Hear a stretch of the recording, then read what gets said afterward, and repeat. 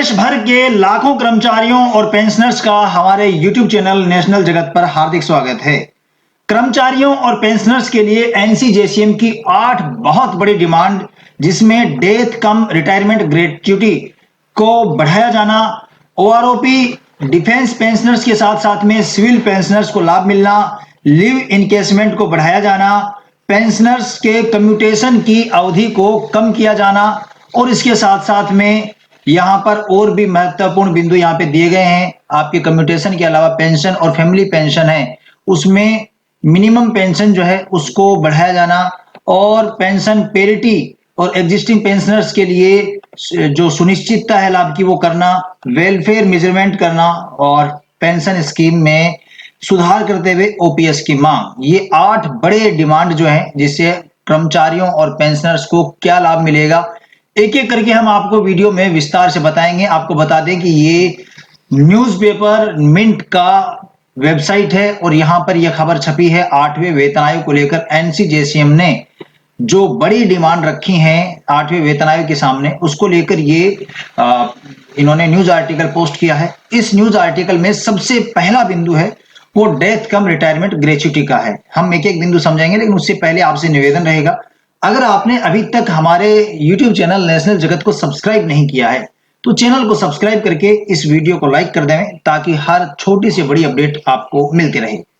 तो चलिए शुरुआत करते हैं डेथ कम रिटायरमेंट ग्रेच्युटी यानी डीसीआरजी। जी हाँ, डीसीआरजी को लेकर एनसीजेसीएम ने यह डिमांड की है कि इसको 25 वर्किंग डे के तहत कैलकुलेशन किया जाए। पहले ये 30 वर्किंग डे के तहत कैलकुलेशन होता है, अब इसको 25 वर्किंग डे के अनुसार होना चाहिए कैलकुलेशन।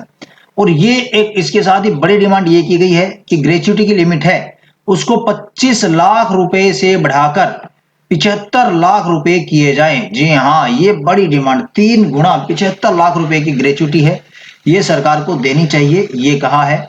और ये जो रिवाइज्ड पेंशन है, ये एनपीएस, ओपीएस, यूपीएस, इन सभी पेंशनर्स को इसका लाभ मिलना चाहिए।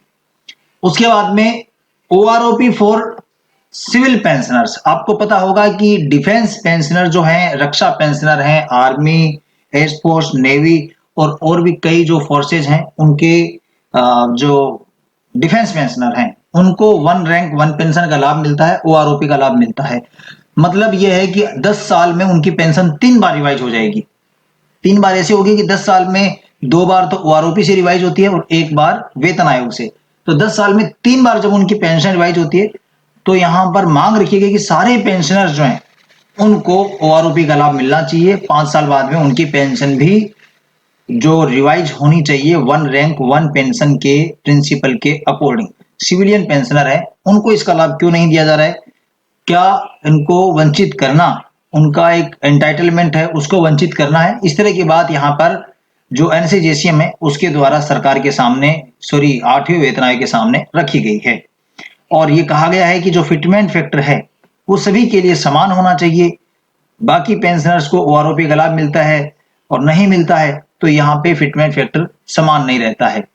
अगला बिंदु यहाँ पर लीव इनकेसमेंट का है। फिलहाल आपको पता है कि जब रिटायर होते हैं तो 300 लीव इनकेसमेंट का फायदा मिलता है। अब यह मांग की गई है कि ये जो अर्जित लीव इनकेसमेंट हैं उनको 300 दिन से बढ़ाते हुए 600 दिन किया जाए, ताकि जो पेंशनर हैं उनको इसका लाभ मिल सके।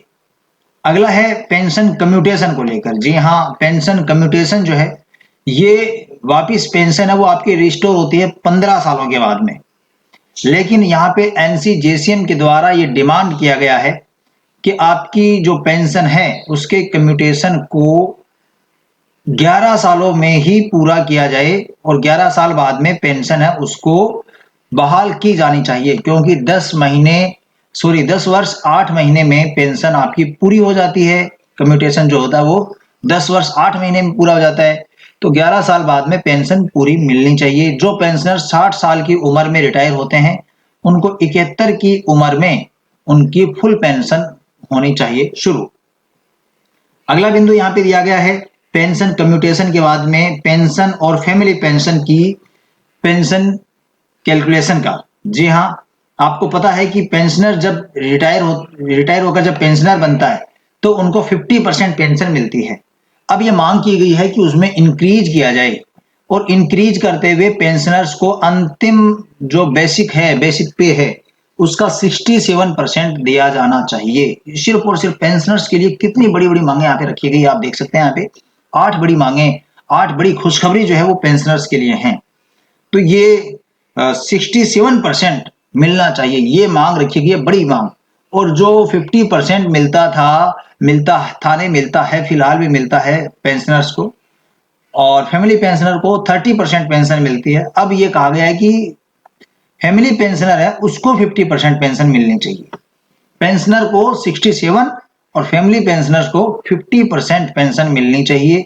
और इसके साथ ही यहाँ पर एक और बड़ी डिमांड की गई है, यहाँ पे आप देख सकते हैं कि पेंशनर और फैमिली पेंशनर है उनकी पेंशन में 70 साल और उसकी हायर उम्र है उसमें 65 साल से ही उसमें जो बढ़ोतरी है वह भी सरकार को की जानी चाहिए। पेंशन पेरिटी को लेकर यहाँ पे बड़ा मुद्दा रखा गया है। जो एग्जिस्टिंग पेंशनर्स जो हैं 2026 से पहले के सारे पेंशनर हैं उनके लिए ये फायदेमंद है, क्योंकि सरकार ने जब टर्म ऑफ रेफरेंस जारी किया है 8वें वेतन आयोग का, उसमें कहीं भी ये नहीं लिखा है कि पेंशन पेरिटी रखी जाएगी। पेंशन है उसमें समानता का नियम रखा जाएगा, ऐसा कहीं नहीं लिखा है। इसका मतलब ये हो सकता है कि पेंशन के मामले में सरकार भेदभाव भी कर सकती है। कैसा भेदभाव? जो पेंशनर्स 1 जनवरी 2026 से पहले रिटायर हुए हैं उनको उसका लाभ कम मिल सकता है, और 8वें वेतन आयोग के बाद में जो पेंशनर रिटायर होते हैं उनको इसका लाभ ज्यादा मिल सकता है।